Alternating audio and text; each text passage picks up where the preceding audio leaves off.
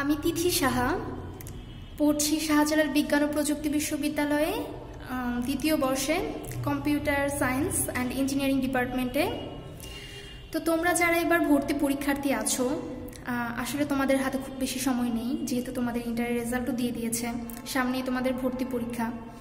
এখন আসলে নতুন করে পড়ার বা নতুন করে শেখার এরকম আসলে তেমন কিছু নেই। তোমরা সব বেসিক আশা করছি আমি মোটামুটি এতদিনে তোমরা শিখে নিয়েছো। এখন আসলে তোমাদের কোন জিনিসগুলো থেকে বেশি বেশি প্রশ্ন আসে, কি টাইপের প্রশ্ন আসে, কোন জিনিসগুলো বেশি ইম্পর্টেন্ট, এগুলো জানাটা খুব বেশি দরকার, বা এইখান থেকে প্র্যাকটিস করাটা খুব বেশি দরকার। কারণ তুমি যত বেশি প্র্যাকটিস করবে তত এগুলো তোমার আয়ত্তে চলে আসবে, তত কম সময়ে তুমি এগুলোর আনসার করতে পারবে। সো এই জিনিসটা জানার জন্য মডেল টেস্ট দেয়া, কোশ্চেন ব্যাংক সলভ করা, এগুলোর বিকল্প আসলে কিছু নেই। তো তোমরা যারা ইঞ্জিনিয়ারিংয়ের জন্য প্রিপারেশন নিচ্ছ, বা মেডিকেলের জন্য নিচ্ছ, বা ভার্সিটির জন্য নিচ্ছ, তাদের এখন প্রথমেই টার্গেট হবে, তোমরা তো বেসিকগুলো পড়বেই, তোমরা যেখান থেকে যা পড়ছো সেগুলো তো পড়বেই, তার পাশাপাশি যে কোনো একটা বিষয় পড়ার সাথে সাথে তোমরা এই কোশ্চেন ব্যাংক সলভ করাগুলো শুরু করে দাও, যারা এখনো করোনি। তো এই কোশ্চেন ব্যাংকগুলো সলভ করলে কি হবে, সব কিছু কিন্তু আসলে বইয়ের পড়া লাগে না। যে জিনিসগুলো বেশি ইম্পর্টেন্ট বা যেখান থেকে খুব বেশি প্রশ্ন আসে, এগুলো তুমি বুঝতে পারবে যে হ্যাঁ, এখান থেকে আমার এই টাইপের প্রশ্ন আসতে পারে। তোমার স্কিল আরও তত শার্প হয়ে যাবে। সো এটার জন্য আসলে এখন থেকে যারা যারা শুরু করোনি তারা করে দাও, অ্যাটলিস্ট বিগত 5 বছর বা 10 বছরের প্রশ্ন তোমরা সলভ করে ফেলো। তুমি যেহেতু এখন সব কিছু পারো, তো কোয়েশ্চেন সলভ করতে আসলে খুব বেশি টাইম লাগার কথা না। তাই এখনও যারা শুরু করোনি, আমি আবারও বলছি, তারা শুরু করে দাও। অ্যাটলিস্ট বিগত 10 বছরের প্রশ্ন তোমরা এভাবে সলভ করে ফেলো। আশা করছি যে তোমরা ছোটোখাটো টেকনিক যা হোক, টাইম ম্যানেজমেন্ট কিভাবে করতে হবে, অ্যান্ড অবশ্যই প্রশ্ন সলভ করার সময় টাইম ধরে ধরে করবে। এমন না যে আমি একটা প্রশ্ন একদম 2 ঘন্টা ধরে সলভ করলাম। তুমি যতটুকু তোমার ভর্তি পরীক্ষার সময় দিবে, তার থেকে মিনিমাম 10, 15, 20 মিনিট কম সময় নিয়ে ট্রাই করো যে তুমি কোশ্চেনটা সলভ করতে পারছো কিনা। ঠিক আছে? আচ্ছা, তাহলে এখন আমরা শুরু করব হচ্ছে ঢাকা বিশ্ববিদ্যালয়ের গত বছর যে প্রশ্ন এসেছিল 2019-20 সেশনের রসায়ন এমসিকিউ সলভ দিয়ে। তাহলে চলো শুরু করা যাক। আমাদের প্রথম যে প্রশ্নটা ছিল সেটা হচ্ছে, আর্দ্র বাতাসের সংস্পর্শে ক্যালসিয়াম কার্বাইড নিম্নে কোন যৌগকে উৎপন্ন করে? এই প্রশ্নটা কিন্তু জৈব যৌগ অংশ থেকে এসেছে। তো অ্যালকাইনের কিভাবে উৎপন্ন করা যায়, সেক্ষেত্রে কিন্তু প্রথম বিক্রিয়াটাই বোধহয় আমরা এটাই পড়েছিলাম, যে আর্দ্র বাতাসের সংস্পর্শে কিভাবে আমরা উৎপন্ন করতে পারি। তো আর্দ্র বাতাস বলতে কি বোঝায়, এটা আসলে অনেকে সবাই জানো, তারপর অনেকে কনফিউজড হয়ে যেতে পারো আর্দ্র বাতাস কি। আর্দ্র বাতাস আসলে জলীয় বাষ্প, পানি, এটাকেই বোঝাচ্ছে। সো এটার ক্ষেত্রে কি তৈরি হচ্ছে দেখো,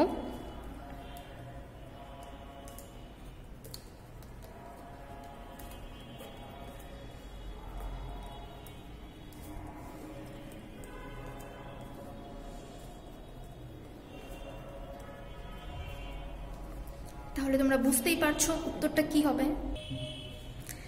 তাহলে দেখো, আমরা প্রথমেই কিন্তু অ্যালকাইন উৎপন্নের ক্ষেত্রে এই বিক্রিয়াটা পড়েছিলাম। সো বুঝতেই পারছো আনসারটা হবে ইথাইন। এটাতে কারো কোনো সন্দেহ নেই, আর এটা আসলে খুবই কমন। তাহলে নেক্সট কোয়েশ্চেনটা আমরা দেখি। নেক্সট আমাদেরকে বলেছে, প্রোটিন অণুর মধ্যে অ্যামাইনো অ্যাসিডের অণুসমূহ যে বন্ধন দ্বারা যুক্ত থাকে। আমরা জানি প্রোটিন হচ্ছে অ্যামাইনো অ্যাসিডের পলিমার। তাহলে দেখো এখানে কি কি অপশন দেওয়া আছে। গ্লাইকোসাইডিক বন্ড, আমরা জানি গ্লাইকোসাইডিক বন্ড হচ্ছে গ্লুকোজের 2টা অণুর মধ্যে থাকে, কার্বোহাইড্রেটের ক্ষেত্রে থাকে, তো সেলুলোজ গঠনে থাকে, তো এটা হবে না। মেটালিক বন্ড ধাতব বন্ধন, এটা তো ধাতুর মধ্যে থাকে, এটা সবাই জানো। হাইড্রোজেন বন্ড পানির মধ্যে থাকে, ডিএনএ ডাবল হেলিক্সের মধ্যে থাকে, তারপর অ্যালকোহলের অণু আর পানির অণুর মধ্যে হাইড্রোজেন বন্ড থাকে, এরকম অনেক জায়গায় থাকে। আর প্রোটিনের মধ্যে কি থাকে, পেপটাইড বন্ড। মনে রাখার সহজ উপায় আসলে পেপটাইড বন্ড প্রোটিন। সো এভাবে তোমরা এটা মনে রাখতে পারো। আর সবগুলো তো বলেই দিলাম, এই বাকি 3টা থেকেও কিন্তু আসতে পারে যে গ্লাইকোসাইডিক বন্ড কোথায় থাকে। তো এই 2টা খুবই কমন, কিন্তু এটা থেকে আসতে পারে।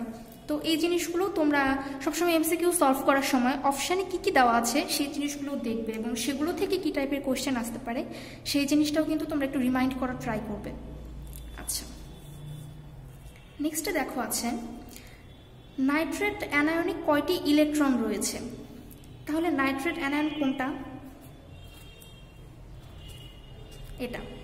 ইলেকট্রন কয়টা রয়েছে দেখো, নাইট্রোজেনের প্রোটন সংখ্যা আমরা জানি 7, তার মানে ইলেকট্রন সংখ্যা কতগুলো হবে, ইলেকট্রন সংখ্যা হচ্ছে 7। অক্সিজেনের ক্ষেত্রে অক্সিজেনের ইলেকট্রন সংখ্যা হচ্ছে 8, অক্সিজেন আছে কয়টা, 3টা। আর দেখো এখানে একটা মাইনাস আছে, দেখো এখানে একটা মাইনাস দেওয়া আছে। সো মাইনাস মানে কি, আমার একটা ইলেকট্রন। যদি এখানে 2 দেওয়া থাকতো 2 মাইনাস, তাহলে সেক্ষেত্রে 2টা হতো। যেহেতু এখানে মাইনাস আছে শুধু, তার মানে কি এখানে আমাদের বলেছে নিচের কোনটি তরল তরল ক্রোমাটোগ্রাফি। দেখো আমরা ক্রোমাটোগ্রাফি আছে হচ্ছে 4 প্রকারের।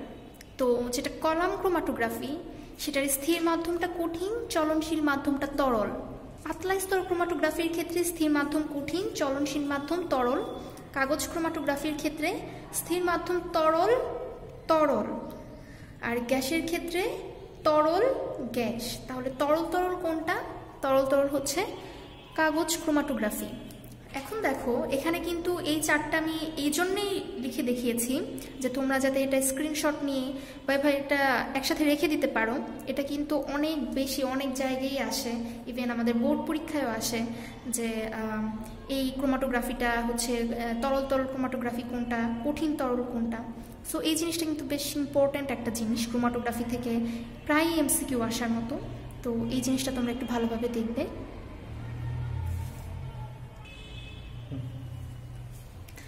দেখো এখানে আমাদের বলেছে যে একটা বিক্রিয়া দিয়ে বলেছে তড়িৎ রাসায়নিক কোষের সঠিক কোষ বিক্রিয়া কোনটি। এখন আমরা কি জানি, এইটার বাম পাশে যেটা থাকে সেটা অ্যানোড বিক্রিয়া নরমালি, আর ডান পাশে সেটা ক্যাথোড বিক্রিয়া থাকে। আমরা সবাই জানি যে অ্যানোডে জারণ হয় আর ক্যাথোডে হয়। তাহলে দেখো আমরা যদি কোষ বিক্রিয়াটা লিখি তাহলে কি হবে,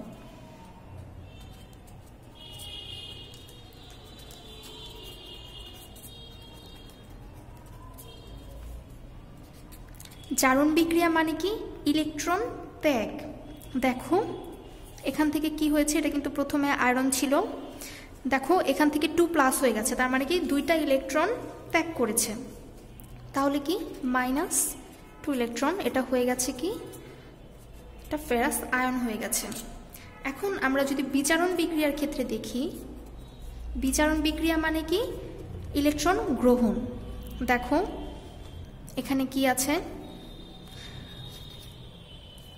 ব্রোমিন কি করবে, এই 2টা ইলেকট্রন গ্রহণ করে ব্রোমাইড আয়ন তৈরি করবে। তাহলে কোষ বিক্রিয়াটা কি হচ্ছে, আমাদের সেল বিক্রিয়াটা হচ্ছে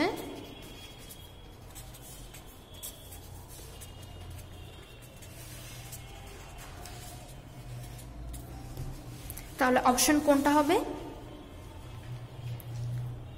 এটা। তোমরা বুঝতেই পারছো এই জারণ বিজারণ বিক্রিয়া বা কোষ বিক্রিয়া কোনটা কি, এই জিনিসগুলোও কিন্তু অনেক বেশি আসে পরীক্ষায়। আর জারণ বিজারণে যদি তোমাদের কারো সমস্যা থেকে থাকে, এটা যদিও ইজি টপিক কিন্তু তারপরে অনেকেরই সমস্যা থাকে, বিশেষ করে জারণ সংখ্যা নির্ণয় বা এরকম জিনিসগুলোতে। এগুলো তোমরা একটু ভালো মতো দেখবে, প্রায় বিভিন্ন বিশ্ববিদ্যালয় মেডিকেলে আসে যে এত জারণ সংখ্যা কত বা এটা এরকম টাইপের কোশ্চেন, কোষ বিক্রিয়া, এগুলো তোমরা একটু ভালো মতো দেখে রাখবে। আচ্ছা, আমরা যদি নেক্সট কোশ্চেনে আসি তাহলে দেখব যে নিম্নের কোন যৌগটি জ্যামিতিক সমানতা প্রদর্শন করে। জ্যামিতিক সমানতার ক্ষেত্রে 2টা সূত্র আছে। একটা কি, কার্বন কার্বন দ্বিবন্ধন থাকতে হবে। প্রথম শর্তটাই হচ্ছে কার্বন কার্বন দ্বিবন্ধন থাকতে হবে। তাহলে দেখো এখানে কিন্তু প্রথমেই এই A নাম্বার অপশন আর C নাম্বার অপশানে কোনো কার্বনের মধ্যে দ্বিবন্ধন নেই, সেটা আমরা দেখতেই পাচ্ছি। তাহলে কি এই 2টা শুরুতেই বাদ। নেক্সট কি, কার্বন কার্বন যদি দ্বিবন্ধন থাকে তাহলে এই কার্বনের যে বাকি 2টা হাত আছে সেই বাকি 2টা হাতে সেম থাকতে পারবে না।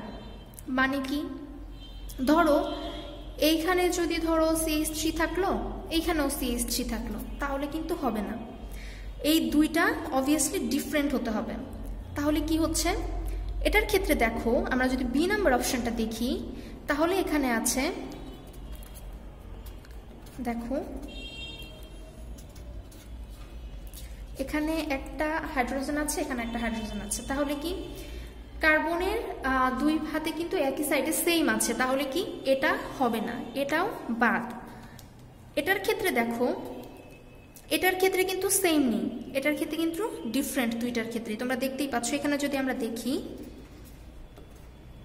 আরেকটা H, এখানে CH3, আরেকটা হচ্ছে H, তাহলে তোমরা দেখতেই পাচ্ছ এটার ক্ষেত্রে কিন্তু কার্বনের যে বাকি দুইটা হাত আছে এখানে কিন্তু দুইটা ভিন্ন ভিন্ন আছে।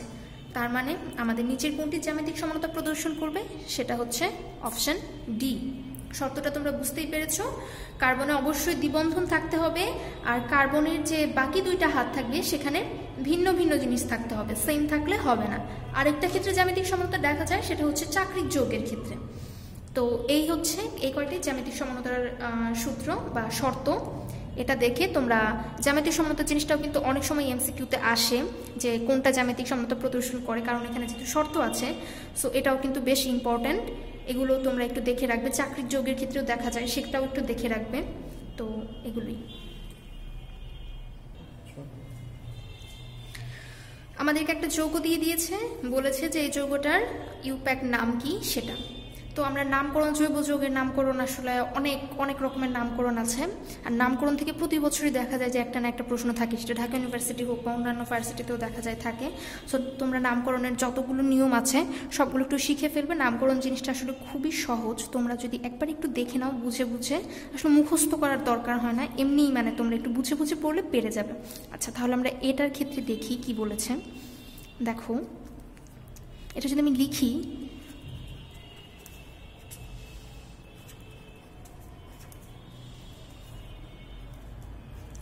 যেটা আমরা এভাবে লিখি,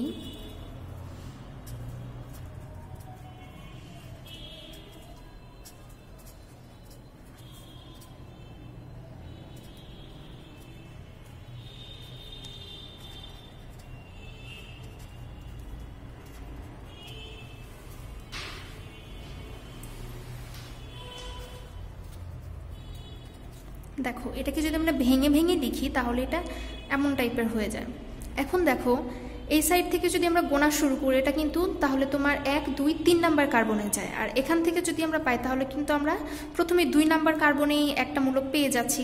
সো এর জন্য আমরা এই সাইড থেকে গোনা শুরু করবো। সাইড থেকে যদি আমরা গোনা শুরু করি তাহলে 1, 2, 3, 4, 5, 6, 7। যেহেতু আমার প্রধান শিকলে 7টা কার্বন আছে, সো আমরা বুঝতেই পারছি এটা হেপটেন হবে। এখন দেখো 2 নাম্বার কার্বন একটা ক্লোরিন আছে, 3 নাম্বার একটা ব্রোমিন আছে, আর এটাতে একটা মিথাইল মূলক আছে। এখন আমরা যদি বলতাম যে 2 ক্লোরো 3 ব্রোমো, তাহলে কিন্তু হতো না। কেন? কারণ নামকরণের ক্ষেত্রে কিন্তু আমাদের ডিকশনারি অর্ডারটা মেনটেন করা হয়। মানে কি, তোমার ধরো প্রথমে A, B, C, D এরকম করে আসবে। তাহলে প্রথমে যেহেতু B আছে ব্রোমিন, তাহলে এটা প্রথমে আসবে। কি হচ্ছে তাহলে? 3 ব্রোমো, 2 ক্লোরো, 5 মিথাইল, 7টা কার্বন, হেপটেন। তাহলে অ্যান্সারটা কি হবে? 3 bromo, 2 chloro, 5 methyl, heptane. Next যদি আমরা দেখি তাহলে বলেছে যে দুইটা যৌগ দিয়ে দিয়েছে, বলেছে যে এই যৌগদ্বয়ের মধ্যে এই ম্যাঙ্গানিজ আর আয়রনের জারণ সংখ্যা কত, যথাক্রমে জারণ সংখ্যা কত। আমরা খুবই ইজিলি জারণ সংখ্যা নির্ণয় করতে পারি। কিভাবে? দেখো আমরা এখানেই সরাসরি যদি করে ফেলি, এত এর জন্য ফ্লোরিন, সো এটা কি -4, এত এর জন্য কি হবে +2, তাহলে এই ম্যাঙ্গানিজের জন্য কত হবে? এটা পুরোটা 0 করতে গেলে কত হবে? +2। এটা যদি করি তাহলে আমার 0 হয়ে যাচ্ছে, সো এটার জন্য +2। দেখো তাহলে আমরা প্রথমেই দেখো অপশানে কিন্তু আমাদের ম্যাঙ্গানিজই আছে, সো এখানে কোনোটার মধ্যে কিন্তু প্রথমে +2 নাই। সো এটা আমরা দেখেই বুঝতে পারতেছি এটা অ্যাকচুয়ালি এ নাম্বার আনসারটাই হবে। তারপর আমরা এটা চেক করে দেখি। দেখো এটার জন্য -6 +2 +2, তাহলে 6 - 6 হতে গেলে কত লাগে? আরও +2 লাগে। তাহলে এখানে ম্যাঙ্গানিজেরটাও +2। এভাবে আমরা শর্টকাটে জারণ সংখ্যা বের করে ফেলতে পারি। শেষ। দেখো আমাদের নেক্সটে কি বলেছে, উত্তেজিত অবস্থায় হাইড্রোজেন পরমাণুর কোয়ান্টাম সংখ্যা n = 4। n দ্বারা কি বোঝায়? প্রধান কক্ষপথ সংখ্যা, আর l দ্বারা বোঝায় হচ্ছে তোমার অরবিটাল সংখ্যা, যেটা এত বিশিষ্ট অরবিটাল কোনটি। দেখো এখানে যেহেতু আমাদের অরবিটালের কথা বলেছে, সো আমাদের আসলে প্রধান কক্ষপথ কোনটা এটা নিয়ে আসলে মাথা ঘামানোর কোনো দরকারই নাই। সো এখানে আমার এল ইজ ইকুয়াল টু যেহেতু 1 বলেছে, এল ইজ ইকুয়াল টু 0 মানে কি S orbital, L is equal to 1 মানে পি অরবিটাল। সো এটা অ্যাকচুয়ালি ইজি, যে যেহেতু 1 আছে তার মানে এটা পি অরবিটাল হবে। এটা খুবই সহজ একটা প্রশ্ন ছিল। নেক্সট যদি আমরা যাই তাহলে দেখতে পাবে বলেছে যে কার্বন মৌল, হীরা ও গ্রাফাইটে ভিন্ন রূপ, এদের ক্ষেত্রে কোন উক্তিটি সত্য নয়? 1, উভয়ই কার্বন মৌল দ্বারা গঠিত। হ্যাঁ, এটা সত্য, দুইজনেই কার্বন মৌল দ্বারা গঠিত। হীরা ও গ্রাফাইটে কার্বন পরমাণু সংকরায়ন হলো যথাক্রমে sp3 ও sp2, এটাও সত্য। উভয়ের দহনতাপ একই। দেখো দহনতাপ কিন্তু উভয়ের এক নয়। কিভাবে? যদি আমরা হীরার ক্ষেত্রে দেখি, হীরার দহনতাপ হচ্ছে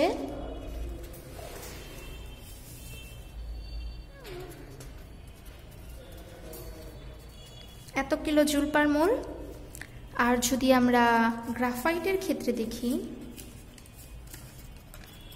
তাহলে এটার দহনতাপ হচ্ছে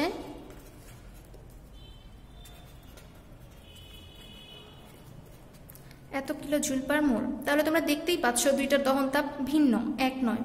তাহলে এখানে যেহেতু একই বলেছে তাহলে বুঝতেই পারছো যে এটা সত্য নয়। আরেকটা অপশন আছে যে উভয়ের বিদ্যুৎ পরিবাহিতা ভিন্ন। হ্যাঁ অবশ্যই, আমরা জানি যে হীরা বিদ্যুৎ পরিবহন করে না, গ্রাফাইট বিদ্যুৎ পরিবহন করে। সো অবশ্যই অপশন সি হবে। ঠিক আছে, এবার নেক্সট যদি দেখো তাহলে বলেছে এমআরআই যন্ত্রের সাহায্যে মানবদেহের কোন রোগ নির্ণয়ে কোন মৌলটির ভূমিকা রয়েছে, মানবদেহের রোগ নির্ণয়ে কোন মৌলটির ভূমিকা রয়েছে। এখন এমআরআই যন্ত্রটা আসলে কোন ভিত্তির উপর, কোনটার উপর ভিত্তি করে প্রতিষ্ঠিত করা হয়েছে?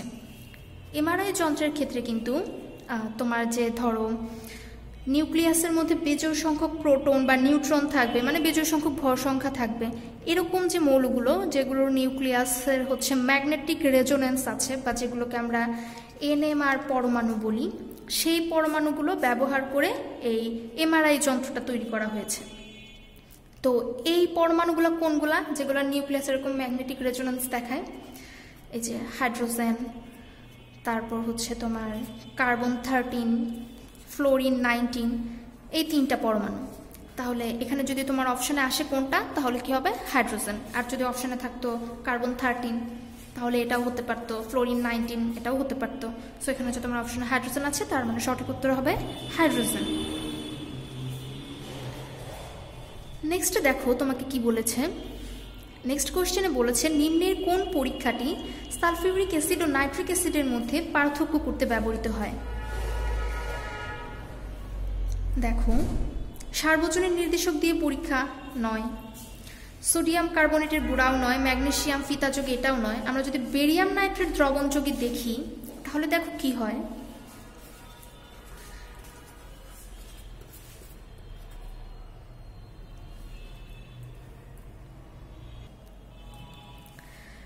দেখো বেরিয়াম নাইট্রেটের সাথে যদি আমরা সালফিউরিক অ্যাসিডের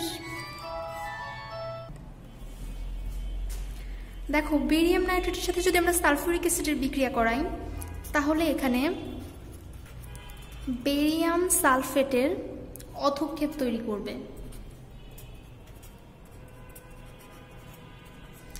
অপরদিকে যদি আমরা এই বেরিয়াম নাইট্রেটের সাথে এই নাইট্রিক অ্যাসিডের বিক্রিয়া করাইতাম তাহলে কিন্তু কোনো বিক্রিয়াই হতো না। আসলে তুমি যেভাবে দিতা টেস্ট টিউবের ভেতরে দাও, যেখানেই দাও যেভাবে দিতা ঠিক সেরকমই থাকতো, কোনো চেঞ্জই হতো না। তাহলে কিন্তু এই সালফিউরিক অ্যাসিডের সাথে যদি আমরা বেরিয়াম নাইট্রেটের বিক্রিয়া করাই তাহলে দেখবে পাত্রের তলায় এই বেরিয়াম সালফেটের একটা অধক্ষেপ পড়েছে। সো এটা দ্বারা আমরা বুঝতে পারি যে এটা সালফিউরিক অ্যাসিড। এই জন্য সালফিউরিক অ্যাসিড আর নাইট্রিক অ্যাসিডের মধ্যে পার্থক্য করতে এই বেরিয়াম নাইট্রেট দ্রবণের যোগে যে পরীক্ষাটা সেটা ব্যবহার করা হয়।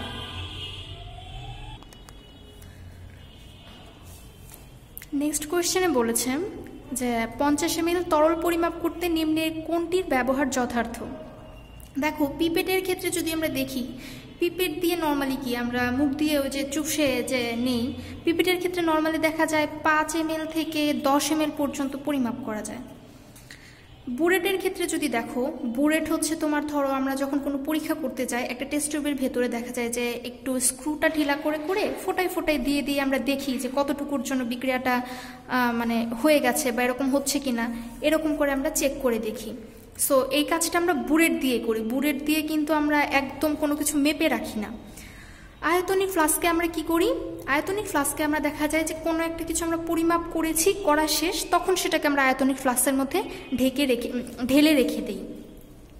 আর মাপন সিলিন্ডারে কি থাকে, মাপন সিলিন্ডারে তোমার এরকম দাগ কাটাই থাকে, তুমি 50 ml চাও, 100 ml চাও, যতটুকু চাও তুমি ততটুকু পরিমাণ মেপেই কিন্তু এটাতে নিতে পারো। তাহলে সঠিক উত্তরটা হবে হচ্ছে তোমার মাপন সিলিন্ডার। আয়তনিক ফ্লাস্কও হবে না, কারণ এখানে আমরা কোনো কিছু মেপে, ধরো আমি মাপন সিলিন্ডার দিয়ে মাপলাম 50 ml, মেপে আমি এটাকে আয়তনিক ফ্লাস্কের ভেতর রেখে দিতে পারি, কিন্তু আমি আয়তনিক ফ্লাস্ক দিয়ে কিন্তু কোনো কিছু পরিমাপ করি না। বা পিপেট দিয়ে তো বললামই 5 থেকে 10 ml, আর বুলেট দিয়ে ফোটাই দিয়ে আমরা কোনো কিছু পরীক্ষা করার ক্ষেত্রে, টাইট্রেশনের ক্ষেত্রে, সেসব ক্ষেত্রে ব্যবহার করি। তো সঠিক উত্তরটা হচ্ছে মাপন সিলিন্ডার। প্রথম অধ্যায়টা আমরা অনেকেই স্কিপ করে যাই, করি না, কিন্তু প্রথম অধ্যায় থেকে কিন্তু অনেক এমসিকিউ আসে, শিখা পরীক্ষা, তারপরে যে এইসব জিনিসগুলো যেগুলো আছে এগুলোতে কিন্তু অনেক সময় দেখা যায় প্রথম অধ্যায় থেকে অনেক এমসিকিউ আসে। তো প্রথম অধ্যায়টাও কিন্তু স্কিপ করার মতো না। এই যে জিনিসগুলো আছে এগুলো তোমরা কোয়েশ্চেন ব্যাংক সলভ করলেই বুঝতে পারবে প্রথম অধ্যায়ে ঠিক কোন পার্ট থেকে এমসিকিউ আসার মতো। এর জন্যই কিন্তু আসলে প্রশ্ন ব্যাংক সলভ করাটা অনেক গুরুত্বপূর্ণ। তোমরা বুঝতে পারবে যে বইয়ের কোথা থেকে কি টাইপের প্রশ্ন আসতে পারে। আচ্ছা, নেক্সটে যদি আমরা দেখি তাহলে দেখো আছে যে 0.98 গ্রাম সালফুরিক অ্যাসিড ব্যবহার করে 1 লিটার জলীয় দ্রবণ তৈরি করা হলো। দ্রবণটির ঘনমাত্রা কত? ঘনমাত্রা নির্ণয়ের খুবই সহজ একটা সূত্র হচ্ছে S=W/mv। W কি? পরিমাণ, গ্রামে পরিমাণ, M হচ্ছে আণবিক ভর, আর V হচ্ছে আয়তন, আয়তনটা হবে লিটারে।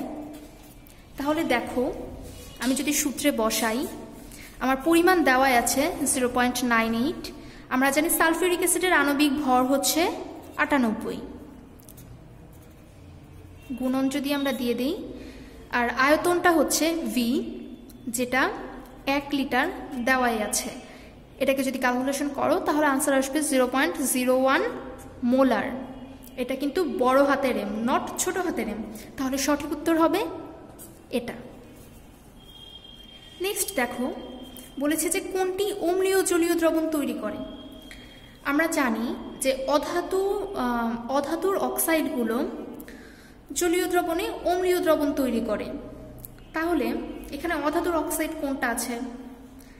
এটা তো তোমার ধাতুর অক্সাইড, আর এই দুইটা হচ্ছে উভধর্মী oxide. Zinc oxide, aluminium oxide হচ্ছে উভধর্মী অক্সাইড, আর এখানে অধাতুর অক্সাইড হচ্ছে কার্বন ডাই অক্সাইড। সো জলীয় দ্রবণে কোনটি তোমার অম্লীয় দ্রবণ তৈরি করবে? অবশ্যই কার্বন ডাই অক্সাইড।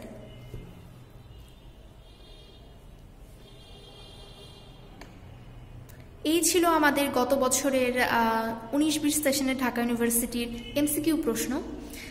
এখানে তোমাদের গত বছর থেকে কিন্তু রিটেন আসা শুরু করেছে। সো 15টা এমসিকিউ আর বাকি হচ্ছে রিটেন। তোমরা কিন্তু এমসিকিউ এর পাশাপাশি তোমাদের রিটেনের প্রিপারেশনও নিতে হবে। রিটেনের জন্য তোমাদের আলাদা ভিডিও আসছে, রিটেন কোশ্চেন